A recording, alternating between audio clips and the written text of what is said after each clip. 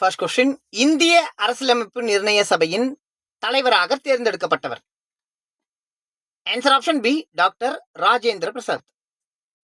Second question, இந்திய அரசியலமைப்பு நிர்ணய சபையின் தற்காலிக தலைவராக தேர்ந்தெடுக்கப்பட்டவர். Answer option C, Sachchidananda Sinha. Third question, இந்திய அரசியலமைப்பு நிர்ணய சபையின் துணைத் தலைவர்களாக தேர்ந்தெடுக்கப்பட்டவர்கள். V T. Krishnamachari, H C. Mukherjee. Answer option D, A மற்றும் பி சரி. ஃபோர்த் கொஸ்டின், இந்திய அரசியலமைப்பு சட்ட வரைவு குழு தலைவராக தேர்ந்தெடுக்கப்பட்டவர். Answer option A, doctor B R. Ambedkar. Fifth question, இந்திய அரசியலமைப்பின் தந்தை என்று அழைக்கப்படுபவர்.